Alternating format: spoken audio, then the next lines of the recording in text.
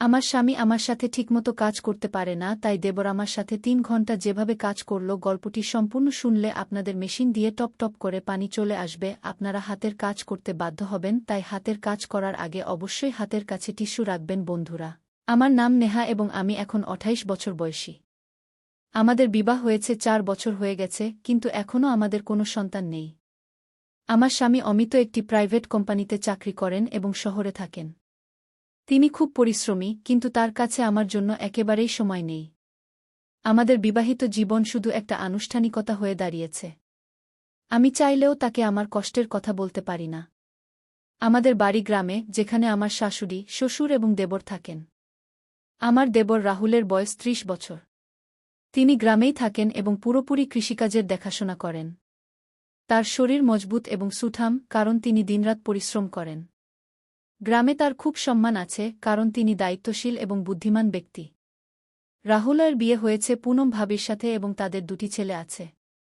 তিনি তার স্ত্রীকে খুব ভালোবাসেন এবং সবসময় তাকে খুশি রাখার চেষ্টা করেন। তার জীবন পুরোপুরি তার পরিবারকে কেন্দ্র করে ঘোরে।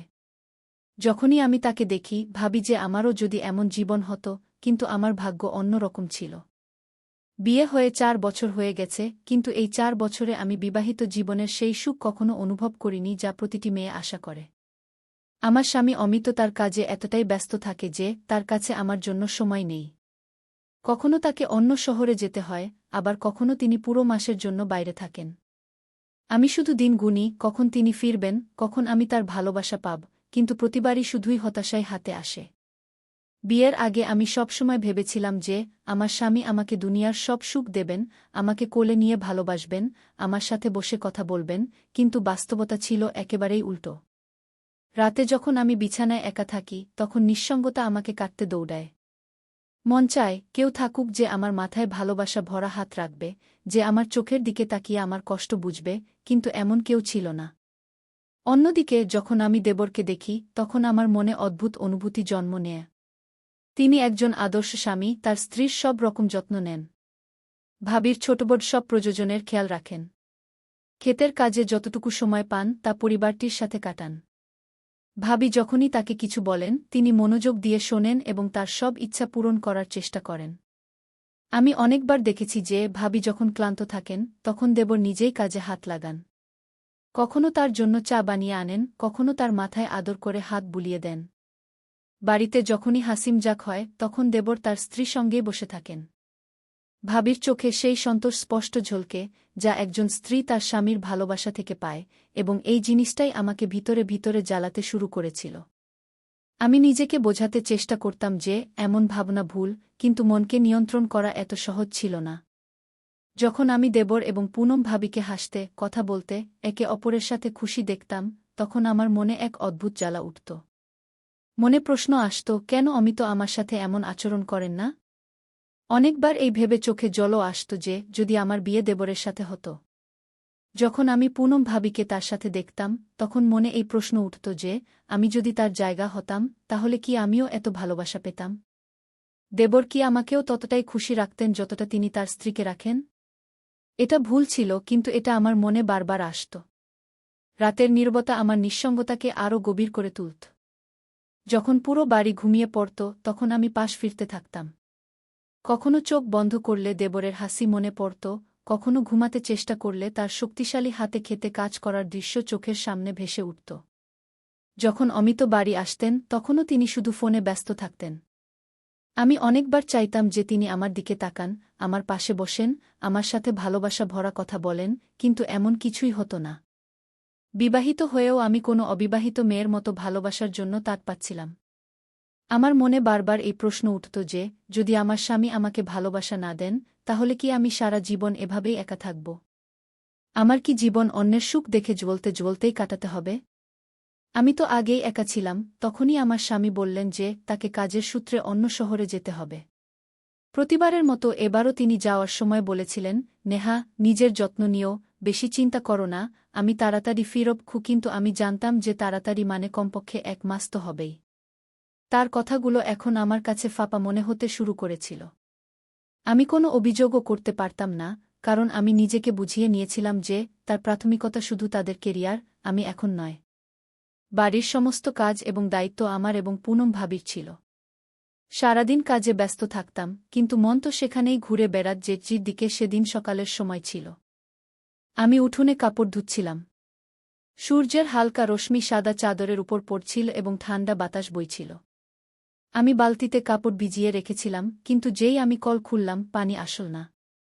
আমি বেশ কয়েকবার চেষ্টা করলাম, কিন্তু পানির এক ফোঁটাও পড়ল না। আমি এদিক ওদিক দেখলাম এবং দেখলাম যে জেঠজি ক্ষেত থেকে ফিরছিলেন।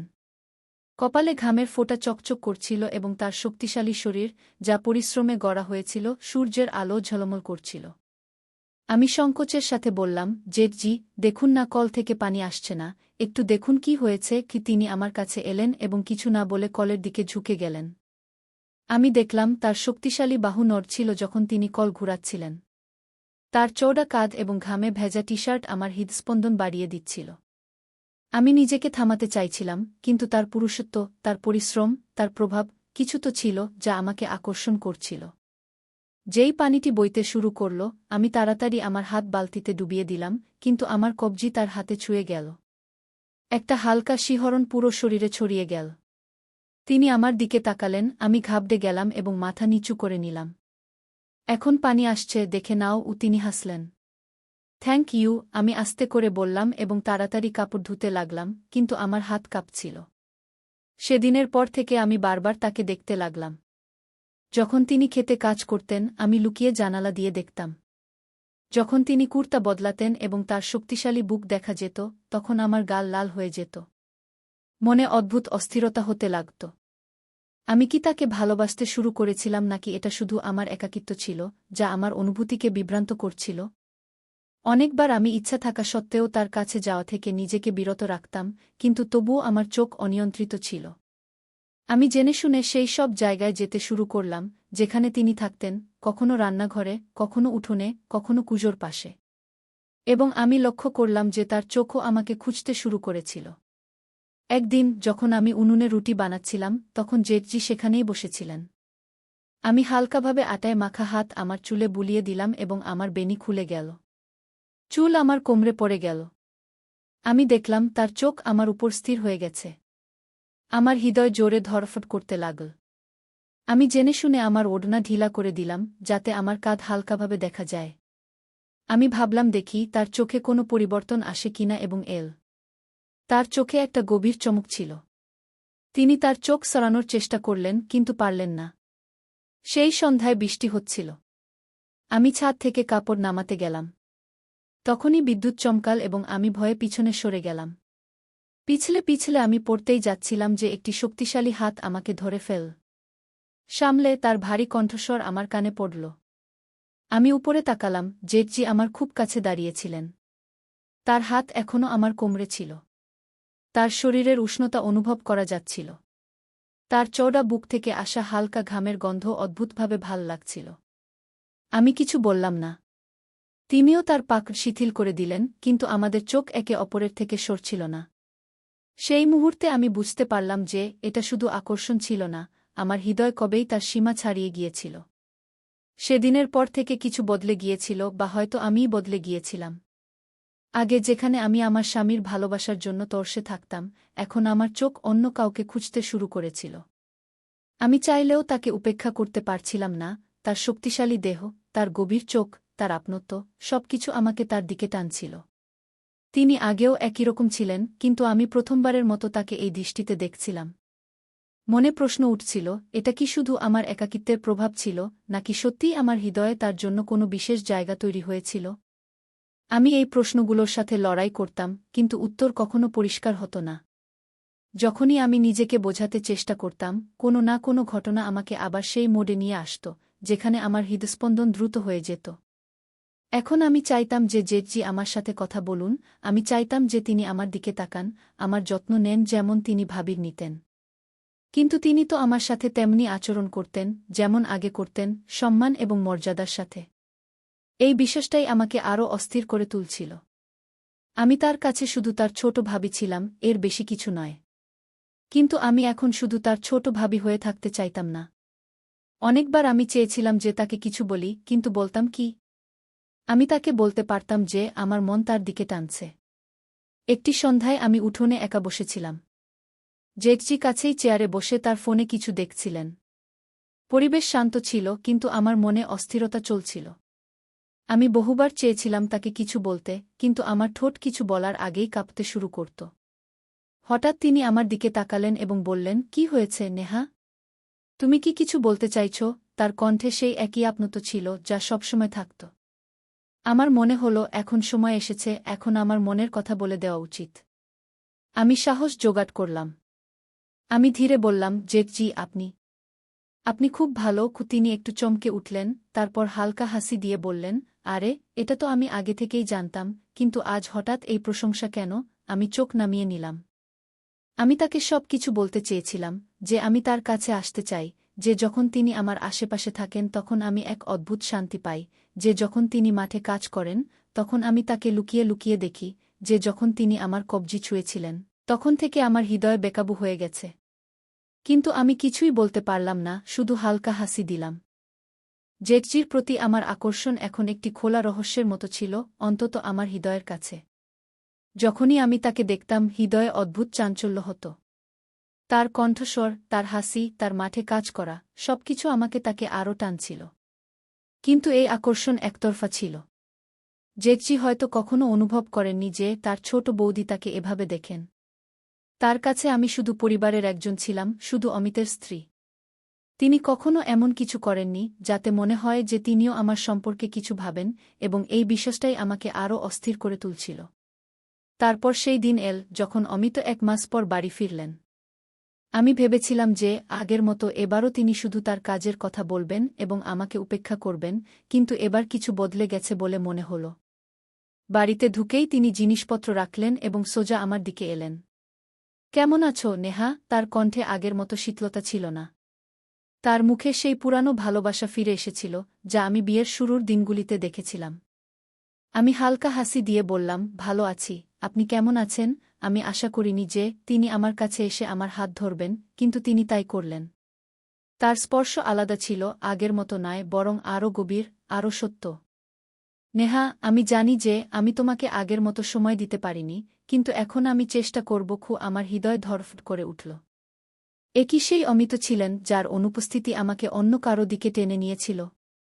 এখন আমার সামনে দুটি পথ ছিল, একটি যা আমি এতদিন ধরে দেখছিলাম, অর্থাৎ জেঠজি, এবং অন্যটি যা আমি কখনো গ্রহণ করিনি, অর্থাৎ অমিত। আমার হৃদয়ে চাঞ্চল্য শুরু হল। আমি কি এখনও জেঠজির জন্য একই অনুভূতি রাখি? সেই রাতে যখন আমি একা ঘরে বসেছিলাম, তখন আমি নিজেকে এই প্রশ্ন করলাম, এবং উত্তর ধীরে ধীরে স্পষ্ট হতে লাগল। যখন আমি আমার জীবনকে ভালো করে দেখলাম, তখন অনুভব করলাম যে জেঠজির প্রতি আমার আকর্ষণ ভালোবাসা ছিল না, বরং শুধু একটি অপূর্ণ চাহিদা ছিল, সেই চাহিদা যা আমি আমার স্বামীর মধ্যে দেখতে চেয়েছিলাম, কিন্তু কখনো দেখতে পাইনি।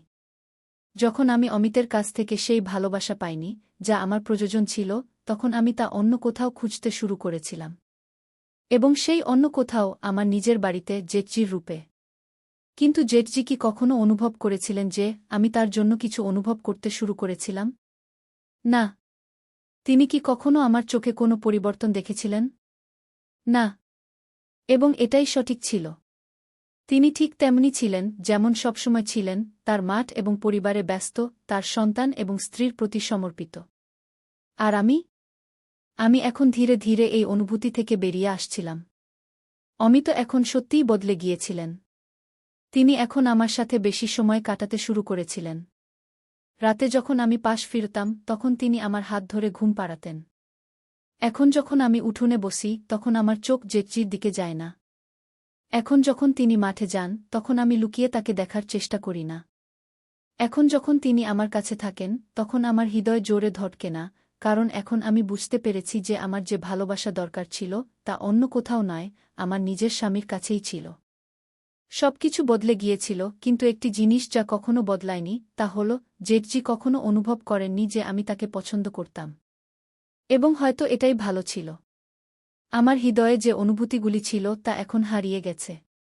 জেঠজি এখনও একই রকম হাসি খুশি, তার কাজে ব্যস্ত, তার স্ত্রী এবং সন্তানদের সাথে খুশি। আমি এখনও সেই একই বাড়িতে আছি, কিন্তু এখন আমার মনোযোগ শুধু আমার স্বামী এবং আমার বিবাহে।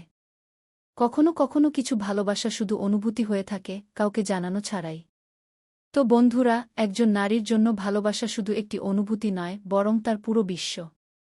যখন সে তার স্বামীর কাছ থেকে সেই ভালোবাসা পায় না, যা তার প্রয়োজন, তখন তার হৃদয় বিচলিত হতে শুরু করে। নেহার সাথেও এমনটাই হয়েছিল। অমিত যদি সময়মতো না বদলতেন, তাহলে হয়তো তার একাকিত্ব তাকে এমন পথে নিয়ে যেত, যেখানে দুটি পরিবার ধ্বংস হতে পারত, তার নিজের এবং তার জেঠের।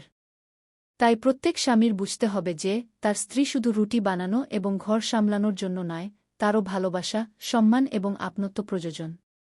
যদি সে এসব না পায়, তাহলে সে অন্য কোথাও ভালোবাসা খুঁজতে শুরু করে, এবং এটাই যে কোনো সম্পর্ক ভাঙার সবচেয়ে বড় কারণ হয়ে দাঁড়ায়। আপনার এই গল্পটি কেমন লাগল? যদি আপনার এই গল্পটি পছন্দ হয়ে থাকে, তাহলে লাইক করুন, কমেন্ট করে আপনার মতামত জানান এবং আমাদের চ্যানেল সাবস্ক্রাইব করুন, যাতে এরকম আরও হৃদয়স্পর্শী গল্প আপনার কাছে পৌঁছাতে পারে। ধন্যবাদ।